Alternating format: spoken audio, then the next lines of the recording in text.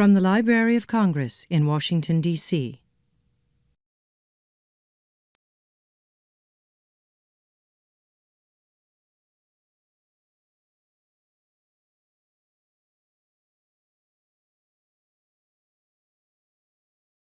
Well, hello, everyone.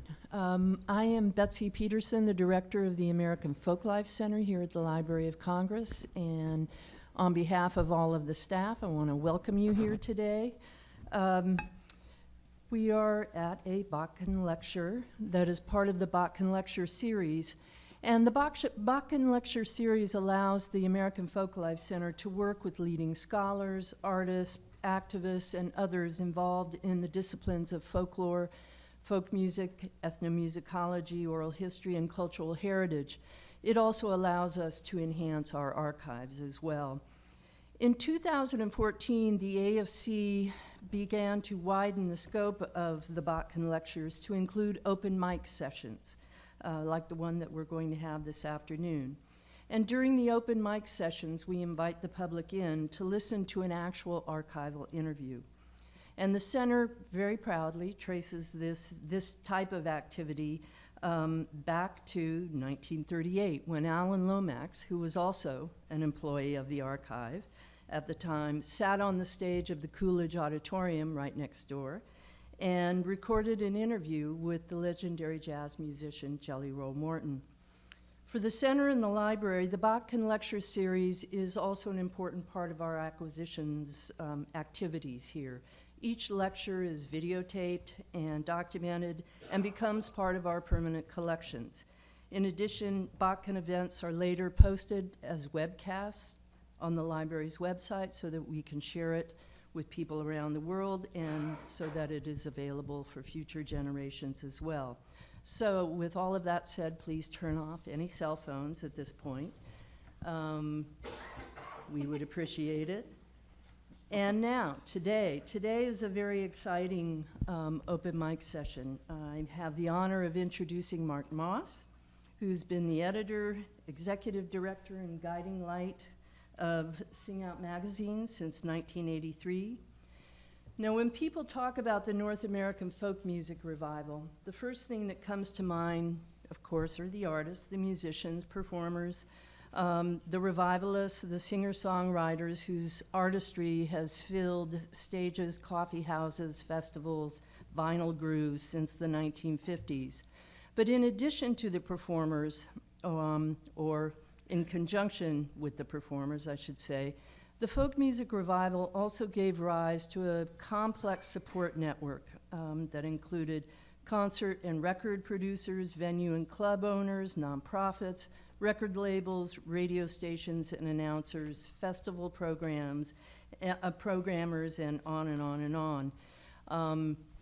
In fact, the folk music revival was significantly aided, shaped, and documented by this network and by a whole range of folk music newsletters, journals, and magazines. And of course, of all of these, I think none was more important, innovative, or influential as Sing Out magazine. Today's Sing Out editor, Mark Moss, will be discussing the legendary publication and the seminal role it played in the American folk song music revival, and also just talk about the significance and challenges of folk music journalism today. To do this, he will be joined by two AFC staff members, Nancy Gross and Steve Winnick. So at this point, welcome, Mark, and I'm going to turn everything over to Nancy and Steve. Oh, welcome. Thank you all so much for coming, and especially to Mark for coming down from Pennsylvania to Washington. Thank you. Yes, okay. So what I thought we'd do is perhaps just talk to you a bit about the history of Sing Out in particular. We have some pictures. Maybe we'll wait till in the middle to show some images, and then talk more broadly about the role of journalism in traditional music and folk music in the United States. Okay. Sounds good? Sure. But for those familiar with the Jelly Roll Morton interviews that Betsy talked about, we will try not to go on for 9 hours. But if we do, I see a Grammy-winning box set in our future. So. I know my mom would be interested. So tell us a little bit about yourself. How did you come to be editor of Sing Out? Well, in 1972, well into the history of Sing Out, I went to Philadelphia Folk Festival, and there was a booth in the back of the festival that was set up with, a decade's worth of back issues of the magazine. And I kind of sauntered up there, met a fellow by the name of Josh Dunson, who was running a group called Friends. Do I need to turn something on? Just a little closer. Just, okay, met a fellow named Josh Dunson, who was running an organization called Friends of Sing Out at the time, which is kind of a fundraising booster support organization. And I just said, I was, 14 years old, and said, hey, can I help? So, and because, to me, as somebody who liked folk music, who liked music in general, and wanted to find out where it came from, what traditions was really getting into a lot of early music. Had gone to summer camp and been brought up on the Weavers and Peter, Paul and Mary, et cetera. This was really, I felt like I had found my thing. So I started at that point. That was my first Sing Out booth, and then throughout the 70s, when I went to college, and then after college, every summer I would do, a half dozen or more festivals that I would load up a car with all back issues of Sing Out, take them to festivals, sell subscriptions and things like that. Were you sort of a volunteer? That was strictly as a volunteer. And so you mentioned the Philadelphia Folk Festival. Was that a big part of your sort of induction into folk music, or you were starting to be involved in the scene? Well, I saw Arlo Guthrie at Carnegie Hall in 1970, and I was already into the music, but it was the first festival that I had gone to, and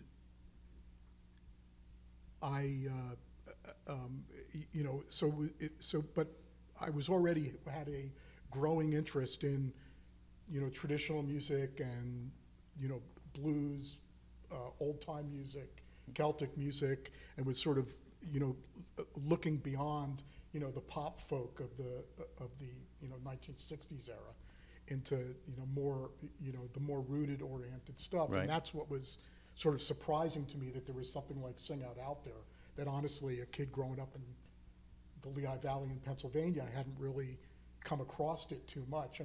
So I became really quickly, avidly involved in the magazine at that point. Mm-hmm. And the magazine itself, just to go back to the history, was founded when? Do you want to talk a little bit about the roots of Sing Out? At the end of the Second World War, there was a group of people, including notably, Pete Seeger, Woody Guthrie,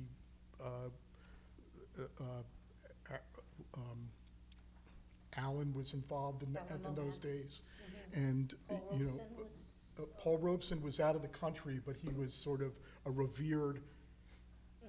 Just to backtrack a little bit, when these guys who had been part of the New York City labor music scene in the late 30s, early 40s, had all gone off into the Second World War, and when they came back, they sort of, got back together again and created an organization called People's Artists Incorporated, which was really sort of a glorified booking agency union of artists who were often affiliated with the Communist Party in the U.S.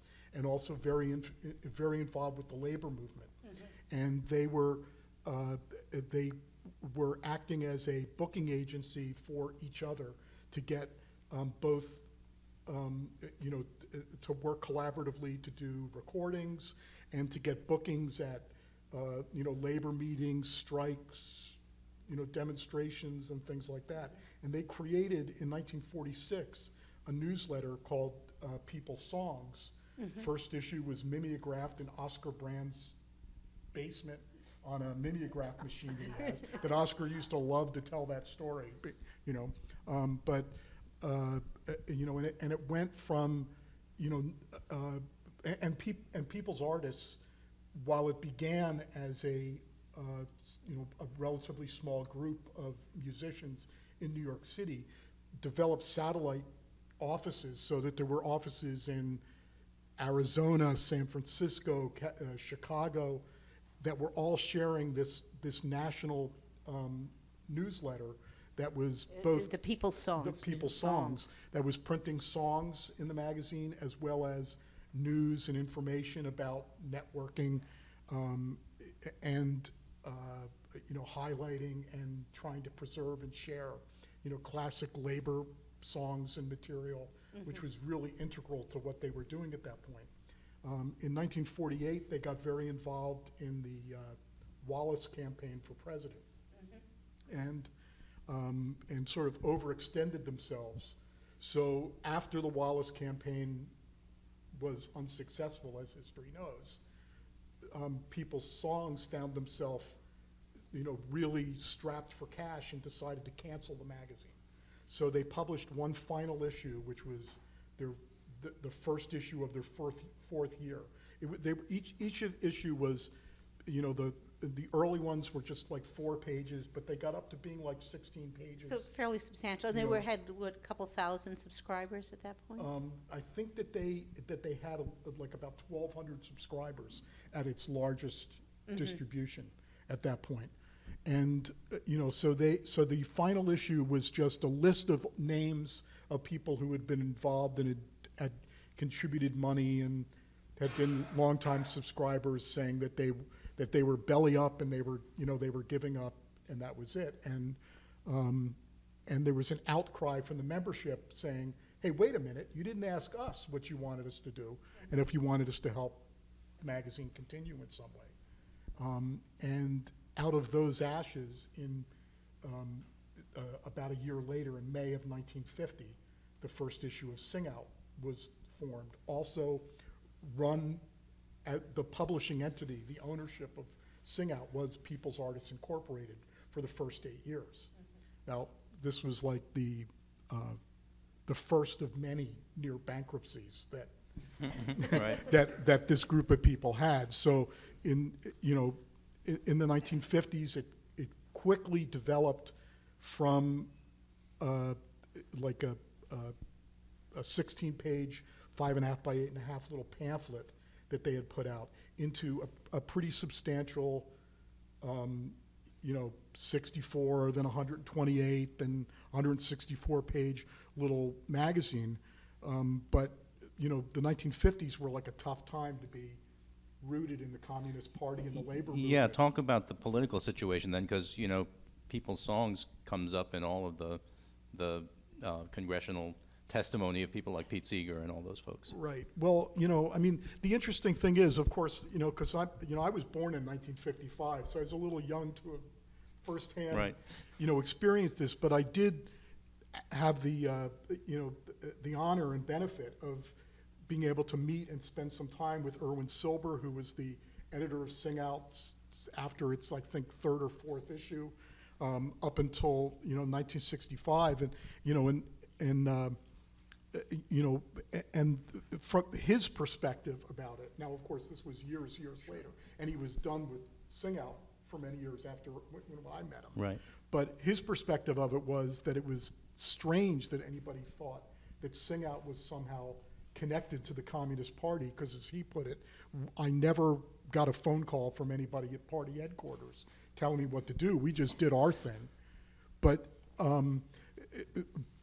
realistically, I think it would be irresponsible not to acknowledge the fact that these were people that were at the heart and beginning of both the labor movement from that period of time. This is certainly the beginnings of the civil rights movement. Ultimately, women's rights, anti-Vietnam, anti-war, all of that stuff was central to what Sing Out was at that point in time. So they, Erwin's approach to this, because, my later philosophy about what I saw Sing Out as when I became the editor, I had some conversation with Irwin about it, and he, you know, my feeling was always, you know, as a layperson, as a non-politician, but somebody who loves history, I saw Sing Out as being a folk music magazine that was influenced by the times and the culture and the politics. Irwin did not see it that way. He saw it very much as trying to create a political voice, and doing it by using music that he saw as a way to connect. So when he would do, you know, in the very first issue of Sing Out, in fact, back into the People's Songs days, there was always what they called international music section. Now this was decades and decades before anybody ever heard the phrase world music, right, or understood the connection of vernacular cultures and traditional musical art forms. But Irwin saw the power in, you know, in trying to identify and make connections so that people would see their own struggles and their own needs in the struggles of other immigrant groups and other marginalized portions of society.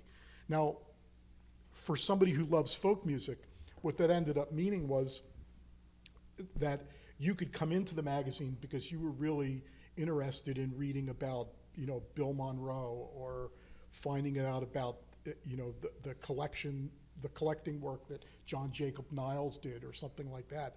But the way that it was presented in Sing Out, generally, even if it was subtled up a lot, was presented with sort of an undercurrent to it that was shaped by the political ideology that Irwin and the other, you know, essential people. Now, Pete Seeger, who was one of the founders, and honestly, the reason why Sing Out existed, the reason why People's Songs existed, is because Pete went to Harvard to become a journalist. That was always his dream. As I came to find out in a difficult way as I was taking over the magazine, that this was, you know, even though, you know, Pete was, you know, everybody's, founding father of the folk revival, you know, certainly my age and probably a generation before me, Pete always saw himself as a journalist that couldn't get a job in a newspaper, so he ended up being a folk singer, and he always wished he could be an editor. You know, I mean, jumping ahead for a second, you know, when we were reforming, like in 1981, Sing Out had not published a magazine for about a year and a half at that point in time. And it was clear that, you know, the staff based in the office in New York had decided that they were going to pull the plug. So when I showed up at the office to load up my car to take to the Hudson River Revival that year, they said, don't sell any subscriptions because we're done, we're out of here. So when I got to the Hudson River Revival, which was also an event that was created and founded by Pete, this time his organization, the Clearwater. He took me aside, and he was aware of what was going on, and we sort of sat on, you know, along, you know, one of the heaps of garbage up there. And he said, you know, Mark, you know, somehow, some way, even if we've got to mimeograph this magazine in somebody's basement, we've got to keep Sing Out going. So we took a year, we published an interim newsletter, which we sent out to the, 1,800 or so remaining subscribers that there were on Sing Out's mailing list. You know, fundraising. Pete did a series of concerts raising money. We paid off the old debt, and we began putting out the magazine again. And when we did the very first issue, now my background, I mean, I went to Penn State University and majored in English, minored in folklore, but I had no experience doing this. I had been working as a union electrician for about 4 years before this occurred. So when I put out my first issue of the magazine, it was rough, shall we say. You know, I mean, it was, you know, I knew nothing about types. For improvement. It was much room for improvement, but Pete came to that first board meeting, and we had assembled a board of directors that would run a new nonprofit that we had created to publish Sing Out. And they were all musicians, and Pete came to that first meeting, and he, like, steam was coming out of his ears, because he He hated the fact that I had put type on top of the block print that he had procured to be the front cover of Sing Out, and didn't like how some of the things were edited and how they were laid out. And he said, here's my idea. What we're going to do is we're going to rent a truck, and we're going to load all the file cabinets and a couple of desks in the back of the truck, and you're going to drive from city to city.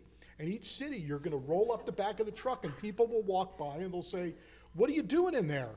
And then you'll say, "Well, we're doing a folk music magazine. Would you like to help?" That's Pete, all right. Yeah, And I said, Pete, if you want to do that, you can do that, but I'm not doing that.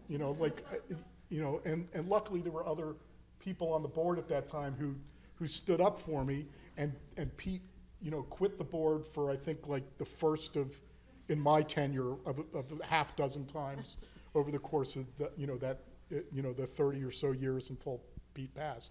I think Pete's father would have done that if it had been him. Charlie would have done that, driven around in the truck. Yeah. Absolutely. I have no doubt that Pete would have done it if he didn't have those pesky tour commitments and things. But Right. But getting back to the history of things, so when Sing Out revived in 1950, this was sort of like the beginnings of the HUAC period of what was going on here, and pretty much everybody affiliated with People's Artists ended up getting either named or subpoenaed or questioned or blacklisted, and in one way it created a camaraderie amongst people, and the growth of people that were involved in People's Artists and Sing Out in those days grew to include people like Norman Lear, and of course Paul Robeson came back briefly out of exile and was sort of worshipped amongst the staff at Sing Out and stuff.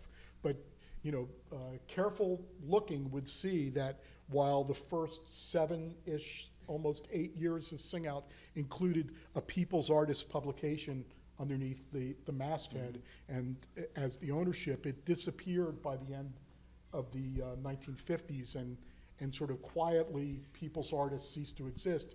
And Erwin Silber, who was not a musician himself, but certainly not a performing musician, but a pretty able organizer and entrepreneur,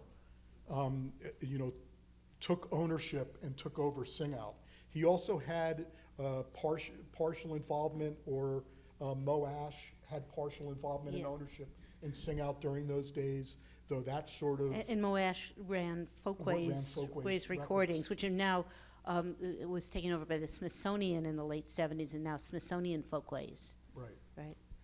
And then as the 50s came to the close, Erwin also started a publishing company called Oak Publications, which was responsible for most of the really important collections and instruction books and song books and stuff.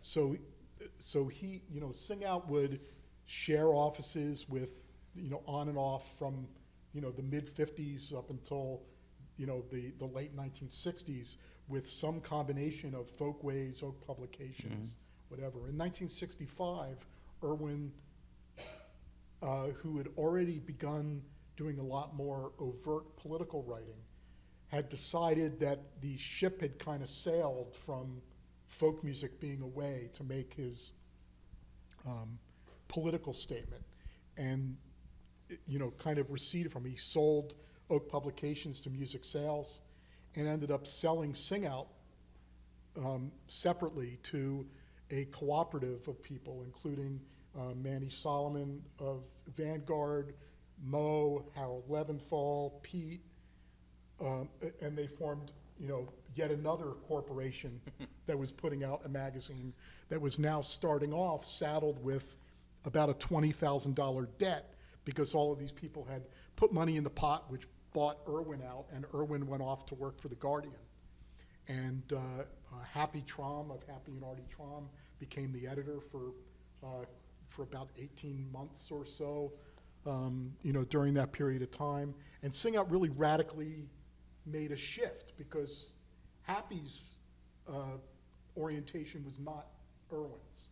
Happy's orientation was much more, because that was really, it was right after Happy's tenure was when I discovered the magazine. So he was much more into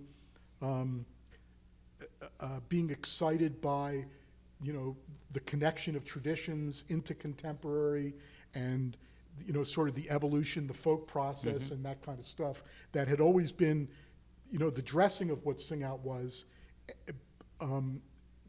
but the politics of it sort of took a different role in what the magazine was doing.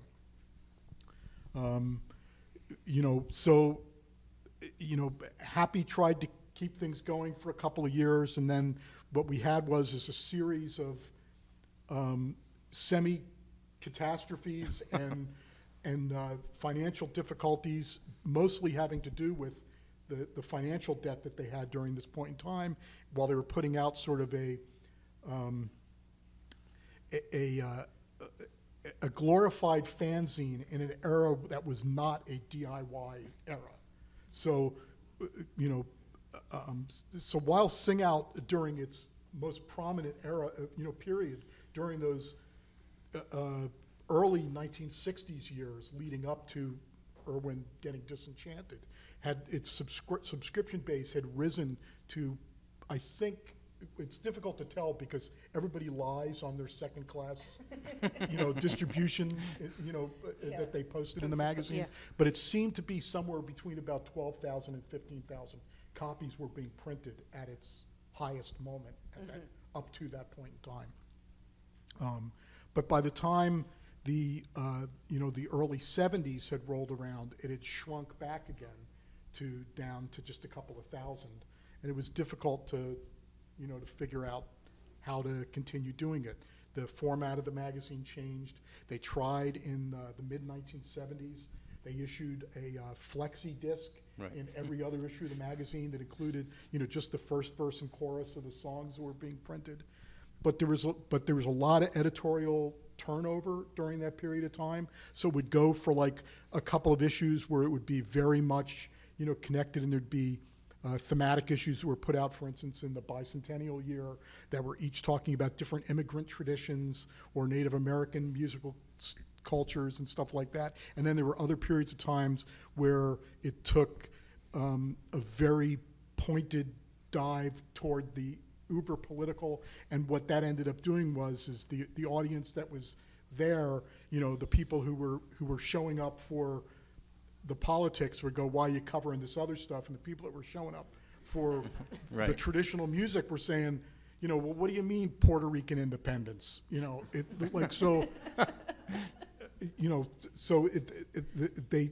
continued to have problems, which led up to the end of the 1970s, when 1980 was the final issue that the New York team put out as a magazine. But it's interesting because it kind of shows two different ways in which politics and music interact in a magazine. So you're talking about people, wanting to cover overtly political things like Puerto Rican independence, but at the same time, that shift in the bicentennial toward foregrounding immigrant cultures was a political thing in the United States at that time, though not perceived as political, for the most part perceived as cultural. Yeah. So Sing Out was covering both of those things, and you're saying it was maybe a little uncomfortable for the audience. Yeah, I mean, look, when we went through that period of time in 1982, when Pete and I were editing that newsletter, and we were asking for input about what do you want Sing Out to be going forward, kind of a discussion. Ultimately, what we found out is that the base of people that we had that were still reading the magazine at that time it was sort of like, 5 Jews at a dinner party. There's 12 opinions, Right. So and No, you're wrong. you know, so ultimately we decided, you know, two main things. And I mean, by, you know, as this forming board came together to create the nonprofit that would go on to publish Sing Out since then, you know, was, you know, first and foremost is we wanted Sing Out to be a folk music magazine connecting traditional and contemporary folk music and looking at how it interacts with our everyday lives and helped people make that music a part of how they did the things that they did. Right. But music was going to be the driving force behind it. Never, you know, we would look to the music first and follow the politics that are always coupled and inherent in what, you know, true community, vernacular, orally transmitted music is. Because by its very nature, if you're regionally trying to celebrate, you know, your culture, you are making a political statement in a day and age that that doesn't honor that and doesn't celebrate that in, you know, in that kind of a way. So, and then, but the second part of it is, you know, to be fair, is, you know, we weren't sort of trying to be, you know, fair or balanced about our politics either. Right. We have a history of coming out of, you know, leftist political movements, and that's where we stayed. So, you know, but by, I think by, you know, by shifting that focus, by deciding that the magazine was going to always try to be a smorgasbord to a certain extent, and to include some politics, some stuff about just the community, some stuff about the history of music, some stuff about how to play the music, you know, in each issue, and try to do that, we were able to retain that membership and build our subscriber base again by, you know, the late 80s, early 90s, back up to about 15,000. Now, of course, that was the 1990s and, and the beginnings of the internet. And in the meantime, the office had moved to Pennsylvania, right? Right. After the 1981 Hudson River Revival, yeah. Some friends of mine and I rented a U-Haul truck, drove up to New York, parked across the street from 505 8th Avenue, where we were subletting. Sing Out was subletting 2.5 rooms from WBAI, the Pacifica radio station in New York. And we loaded up the truck like to the ceiling with like all the magazines, books, recordings, file cabinets. Then I went out, got in the truck, and tried to pull out, but the entire back of the truck was on the wheels. Oh no! You know, so we rented another truck and emptied out the one into the other one, and we moved to Pennsylvania. And at that point in time, we really didn't know what was going on. We just knew we couldn't continue to pay rent to WBAI because we were months in arrears at that point. Mm-hmm. We owed the printer about $12,000, which in, you know, 1982 money was pretty substantial. Was pretty substantial, yeah. You know. So. And so you went down to where you were originally from to Easton? I grew up in the Lehigh Valley, so we went to Easton, unloaded the truck into the basement of my friend's bicycle shop. You know, Genesis Bicycles, still there. You know, if you want to give them business, yes, give them absolutely. Business. Yeah. You know, and then like a little over a year after that, in December of 1982, we published the final issue of the newsletter and said that we would be, you know, in the spring we would be putting out the first issue of a new revitalized Sing Out, published by Sing Out Corporation, this new nonprofit that we had formed, and then, you know, we set up an office and upstairs from a friend of mine's woodworking shop and got ready and put that first issue out. Mm-hmm. And then you moved again many years later into your own building in Bethlehem, right? Yeah, we've moved twice. We moved to another place in Bethlehem, you know, about 5 years later, and then about 4 years after that, we purchased a property on 4th Street in Bethlehem, and we set things up there. Where you have a resource center and a library, and a library in a resource center, and offices there. Yeah, pretty soon after we formed the new nonprofit, the mission, as I sort of loosely mentioned, of the new corporation was the preserving and encouraging traditional contemporary folk musics, that stuff. And but shortly after we had created the bylaws for the organization, we knew that the magazine was just going to be sort of one arm of what we were trying to do to do the work that was ultimately the mission. We very quickly, because there was a bunch of stuff that we had moved from New York that was, interesting, we decided that we would also create a collection or a resource center, not trying to compete with something like the library, because we were really trying to, include access to commercially released material, not so much, archival material, that, but to try to create a, collection of recordings, photographs, magazines, books, and ephemera that had been part of the process of making Sing Out for the previous, 30 years. Maybe we'd just take a minute to look at some images, and maybe Steve, if you can run that. But while Steve, we have about a dozen images of Sing Out over the years. But I did want to ask you about the fact that from the very first, actually, people's songs, there have always been songs included, both music and texts, and a really impressive list. I just in the 50s alone, Sing Out was the journal that introduced most Americans to things like Rock Island Line, 16 Tons, Pretty Boy Floyd. This Land Is Your Land was first printed in Sing Out in the 1953 edition. Roll on Columbia, Putting on the Style, Michael Rowler's Boat Ashore, all initially. Yeah, what's up there showed right up, now is the very first issue of Sing Out, which is what gave Sing Out its name. Which was comes the from Hammer where? song, which is actually If I Had a Hammer, which was subsequently recorded by Peter, Paul, and Mary, and that's how the name got changed. And it was written by Lee Hayes and Lee Pete Hayes and Pete Seeger. Seeger.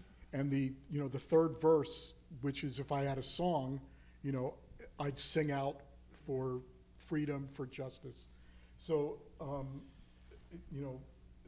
so that's where Sing Out got its name from. And it's always been an essential aspect of what Sing Out is, which is why probably, I would guess that even during my tenure, at least 75% of Sing Out readers were musicians. Not necessarily, most of the time not professional musicians, but people who liked making music, not just reading about music or consuming music. And that was, a big part of what, of how we framed our mission was, was do it, and not to like go on stage and get the spotlights and the mics in front of you, but to do it in your kitchen when you're putting your baby to sleep, when you're doing your dishes, when you're working in the garden, when you're getting together with friends, that to have music be a part of how you socially interacted.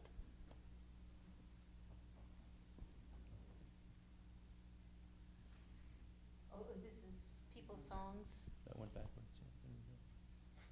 Oh. And this was the first anniversary issue? Right, and there you could see Sorry. Go back. Paul Robeson towering in the middle there with, with a number of the other people who were involved in the Sing Out staff during that point in time. I think that's Betty Sanders all the way on, what would that be, stage left? You're right. So, that was some of the, the propulsion that happened, in that era of, those early years were really, at least so I've heard, were quite exciting as far as, Sing Out wasn't, just plodding along. It was growing and growing with each subsequent issue. As you look over those early issues in the magazine, it was really interesting And- to see it like grow in the number of pages and the breadth of coverage. And Yeah, this is a early, well, this actually was this in the mid-60s? This was 65. 1965. One of the things that we found in our collection when we were moving from New York, I mentioned that because you could see Johnny Cash on the cover there. There was a quite famous dressing down that Sing Out editor Erwin Silber did to Bob as an open letter to Bob Dylan after Dylan had plugged in at Newport, but it wasn't. It's like sort of a misnomer that it was, the folk scene getting pissed off with him for plugging in, because that wasn't Erwin's thing at all. Erwin was dressing him down for abandoning his politics, and subsequent to that, because this was right around the time that Dylan had gone to Nashville and had begun. With the The recording. National Skyline record and stuff, and he met Johnny Cash, and they became good friends. It was also around the time that Johnny Cash, shall we say, was experiencing the 1960s version of drug abuse. So he had handwritten on notebook paper a 6-page letter to Bob Dylan that I think what this was in response to. Sing Out during this point in time would regularly, like maybe every couple of years, do what they call the symposium, where they would reach out to a number of people in that were musicians or scholars or folklorists in the folk music community, and pose a question to them, and each person would write back with like a little paragraph or set of paragraphs about something. And I think Johnny's response back was meant as a response to a symposium. I don't really know for sure, but I can't imagine why else he would think to send such a thing to Sing Out. But it was a barely comprehensible stream of consciousness, bizarre, letter to Johnny Cash. I'm sorry, letter from Johnny Cash to Bob Dylan, essentially telling him to stay the course, and that he loved his new stuff, and that, sort of fighting back against, Erwin's thing. Now, Dylan to this day still has a craw, or a thorn in his claw, whatever the correct expression is, Right. about Sing Out. I mean, I know that in his memoir that he put out a few years ago, he devoted half A lot a of chapter space, in yeah, it yeah. to Yeah. talking about how he would just carry around that issue of Sing Out because he was going to punch Erwin Silber in the nose if he Yeah. ever saw him. Or something. But Sing Out was was the first to really publish Dylan and draw attention to Dylan. Yeah, I mean, Broadside was actually very early on as well, but Sing Out, I mean, throughout its history, Sing Out has published over 5,000 traditional and contemporary folk songs. And it was an early place where it covered and published new songs and songs from the repertoire of, Dylan, Baez, Paxton, Van Ronk, all of the stars of, what came to be known as the folk revival, that inspired, it was the first place where, interviews with Mississippi John Hurt were published, and and things like that. It was really, an essential Bible for people that were in the scene during that point. Yeah, and I think the printing of songs in the magazine is a point that should be emphasized, because it's so different from any other music magazine in that regard. And as you say, it had to do with the fact that the readers were expected to actually do it at some point as well. A lot of, Sing Out was around since 1950. Broadside didn't start till 1960, 10 years later. But there's like a long, long list of other magazines from, there was a Boston Broadsides, Little Sandy Right. Review, Hootenanny. There were all these other magazines that sort of erupted as part of like the interest in folk music as popular music, but they were all consume this, buy this, here are the stars of the music. It wasn't about sort of breaking it down and connecting it into, the history and roots of where the music came from. I mean, a lot of like the people who were, like the biggest commercial successes and stars of that period of time, even people like the Kingston Trio were using, folk music collected by folklorists and stored at the Right. library, that they were coming into here, pouring through the old, manuscripts, arranging it and making the stuff jaunty, and, like they would sing songs about people being murdered and hung with, Sing-along, yeah. as jaunty, happy sing-alongs. Right. And sort of almost disconnecting it from what the root is. But there were also people like, the New Lost City Ramblers, which included Pete's half-brother Michael and John Cohn, who were looking back to the roots of the music and trying to preserve it in a more serious way. And that was at its crux. I mean, interestingly, Sing Out never covered Peter, Paul, and Mary. The only time that they mentioned the Kingston Trio was in a negative light. Even somebody like Burl Ives, who I think mostly got like the super short shrift because he named names in front of Right. HUAC, so he became sort of enemy one of the staff of Sing Out that time. But much of like the best known of the folk revival pop people were not really covered.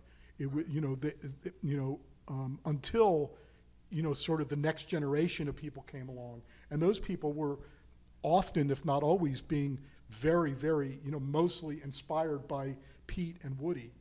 Now, Woody was very much part of the community of people who started people's songs, but he was already getting ill. By the Right. time Sing Out was around, he was already, well on his way to being incapacitated.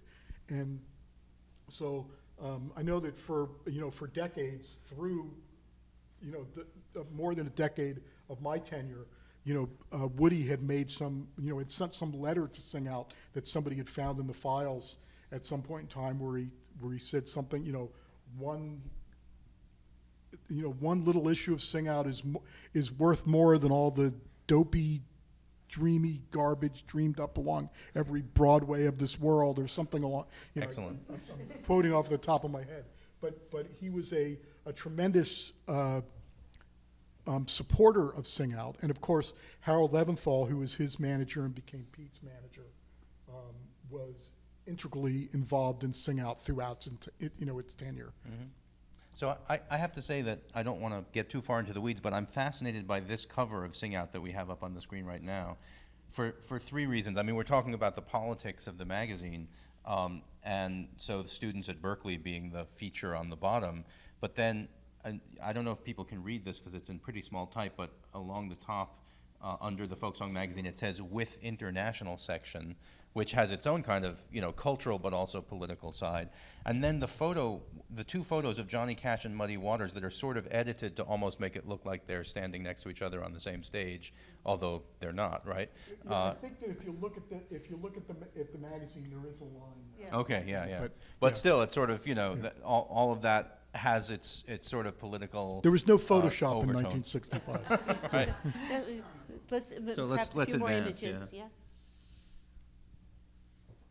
Just what Sing Out looked like in the 1970s. This is 1973.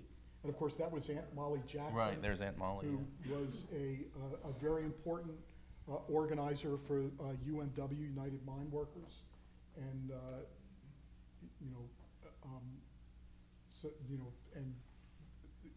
there was not another magazine during this point in time that you would have been able to read something about Aunt Molly Jackson. I mean, I'm sure there were scholarly journals where people were writing about her, but these were, that's the kind of focus that Sing Out had that there was no other magazine that was, taking. Looking back to the roots of labor And savings. many of her recordings are here in our archive, we should say, so. This is a reprint. This is actually 59 to 64, but it's just collected. Yeah, starting in the late in the late 1950s, because especially during the early days of Sing Out, they would do very short, like they would know how many issues they would need and they would print them. So almost a decade into things, when they were approaching their 10th anniversary, they decided that they would put out little pocket books, 5.5 by 8.5, staple binded, saddle stitched pamphlets that were just songs that were selected from Sing Out. And there were 12 that were done that went from 1959 up until 1972, actually. And we collected them and released them in 2 different volumes. Now, this is like from the late 1980s. And for the musicians in the room, and I'll also read out the small print on this because it's a great indication that people were really thinking about using this. This book has been specially bound to lie flat and stay open for easy use.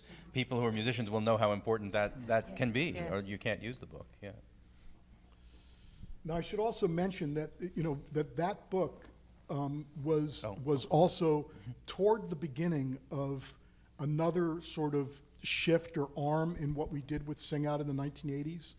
I mean, one of the things that I always realized, those first couple of years were really pretty much of a struggle. We were just trying to get back on our feet to get things publishing again, and sort of going through the archive and looking through some of the old financial records and talking to people from the early days of the magazine, it quickly became apparent to me that at least for the during the last the 1966 to 1968 period, Sing Out was almost being wholly supported by Oak Publications. Oak Publications was paying its rent, and it was supplementing its printing, and lots of issues during that time would come, and there'd be like a 3 or 4 page section in the middle of the magazine, which would be all ads for Oak Publications books that were paid for. So Sing Out was subsisting as a periodical by riding on the crest of people that wanted to buy these books of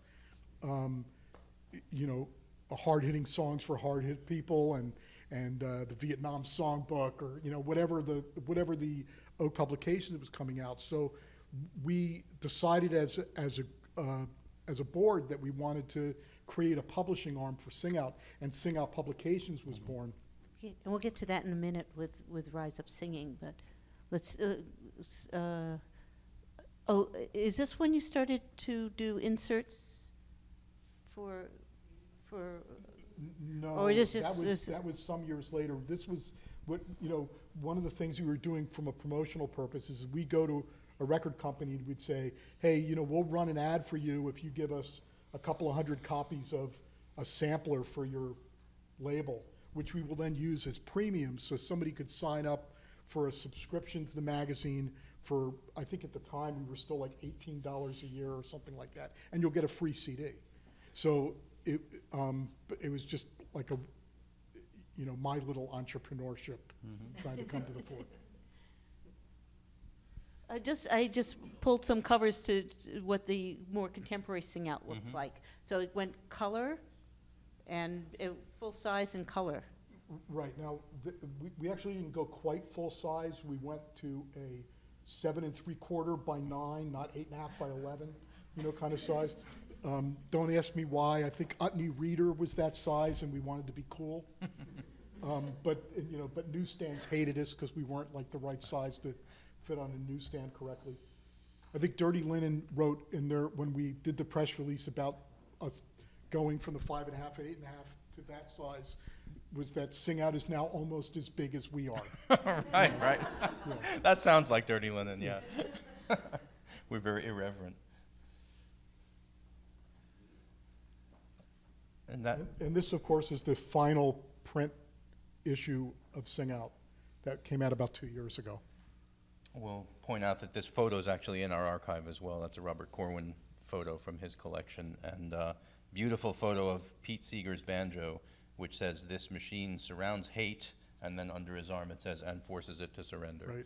So, And this was sort of our tribute to Pete issue, right He had after, just right died. after he had passed. Yeah. Oh, and this There's- is, There's our Sing Out headquarters.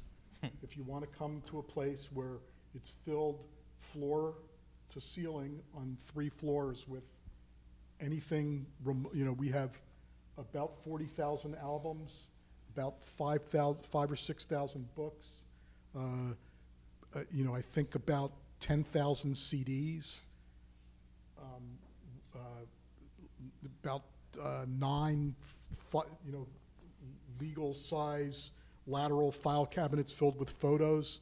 That's, many of the great photographers from the folk revival era. Video, even VHS, if there's anybody that still has a way to play that. we have VHS here. No, we'll talk. And that's in Bethlehem, Pennsylvania. This is what your online presence looks like. This is for the Resource Center, but you have a website. We have a website, and since we stopped publishing the magazine, we do news and reviews on a regular basis. We also host several blogs, most notably Murder Ballad Monday, which every Monday does an in-depth sort of discussion about a traditional or contemporary song in which somebody gets murdered or maimed.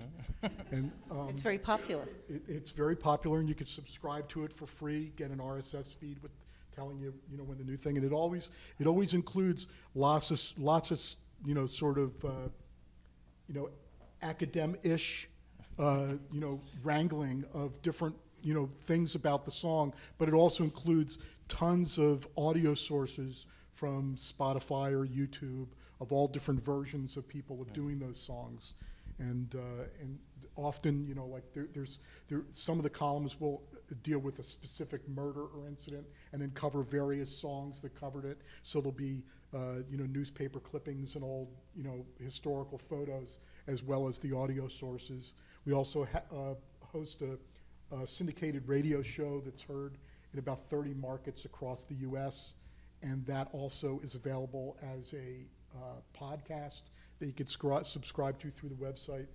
And coming this summer, the site's going to be expanding a lot, because the entire archive of people's songs, Sing Out, and Broadside will all be completely digitized and available for public reading, and And just before we go to questions, I wanted to point out, I think the next slide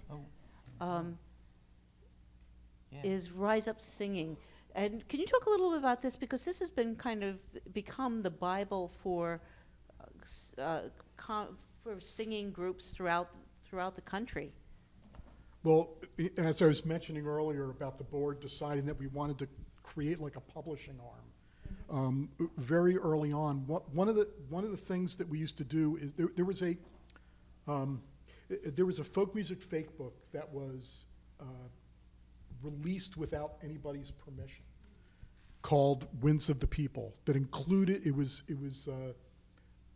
put together by a group of Quakers from the Philadelphia area, and it included everything from Broadway show tunes and Beatles tunes to child ballads and classic Weavers material and old time music and all kinds of stuff.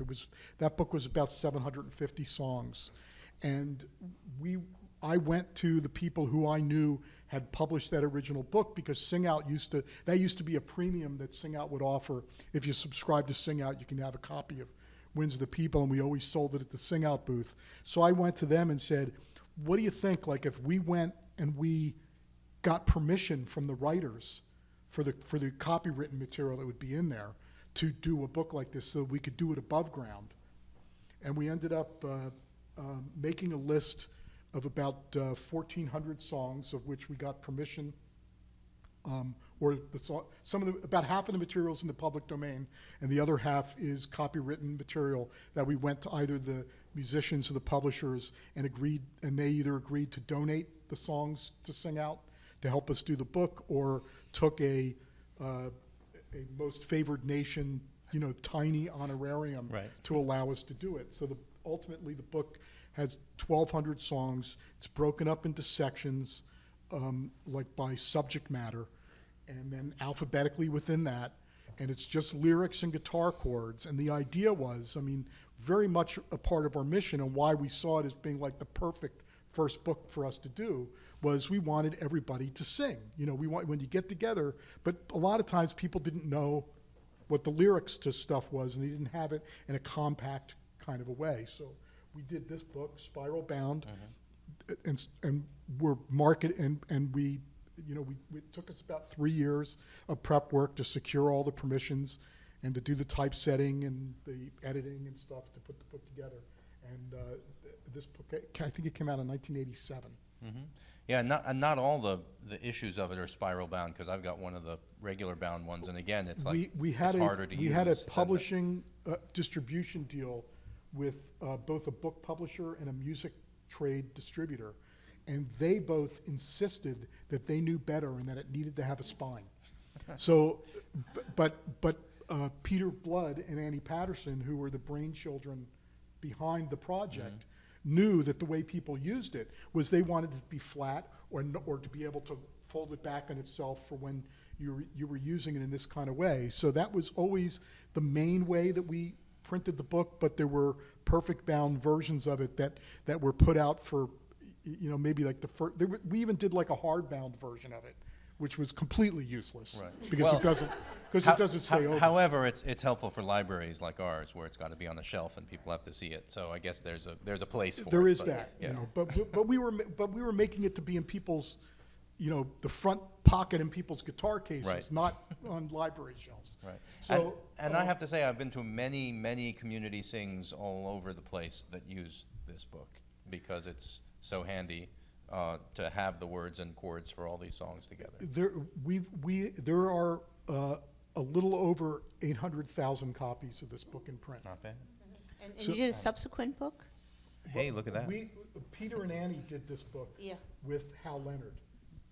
We were not involved in it because this book came out sort of already when we were beginning to enter our latest extreme financial distress period. Yeah. But we do sell the book on our website, and this is another 1,200 songs that weren't in the other book. So Yeah. so if you But- buy but- one, you need the other. Yeah, but Rise Up really has become a Bible for public community singing in this country. Yeah. So we could go on and on because you just have so many great stories, but perhaps we could take a couple of questions from the audience. Questions? Is there a roving mic for the? Is there a wireless We'll mic? repeat their question. Okay. Just wondered where your funding comes from now. Your funding. Me.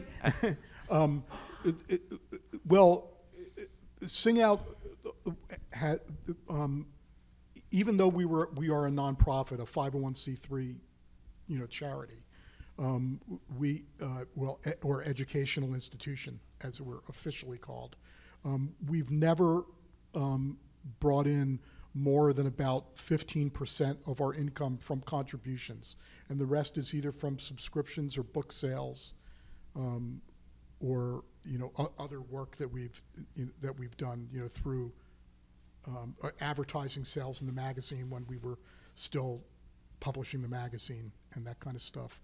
Of late, if you know where our income is, please tell me. But you would take contributions. Yes, we do. Okay. We have done some grant writing over the years. We received some small support from the NEA in the early 1990s. There was an organization called the Skaggs Foundation, which I don't think still exists, but they provided the initial seed money that allowed us to begin shelving, indexing, and cataloging the Resource Center in the late 1980s. And the Pennsylvania Council on the Arts has been supportive, hin and yan, and there's also some other, smaller private foundations that we've gone to. Other questions, Ken? Hi, Mark.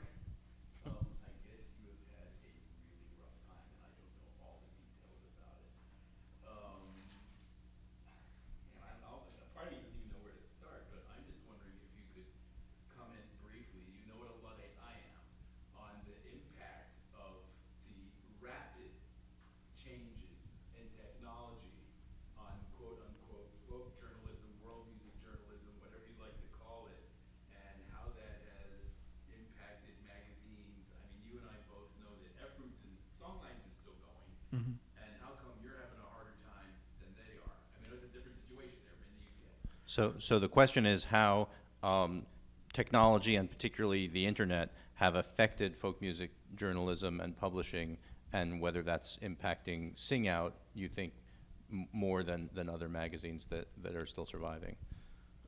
Well, I mean, it's dramatically affected it, because for the most part, even people that say that they love Sing Out, I would be willing to bet that a large number of them don't have a clue that we haven't put a magazine out since, late 2014.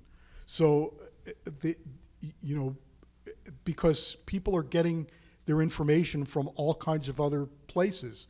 They know they like our mission and they support the idea of Sing Out, but they're not really willing or interested in paying for it anymore.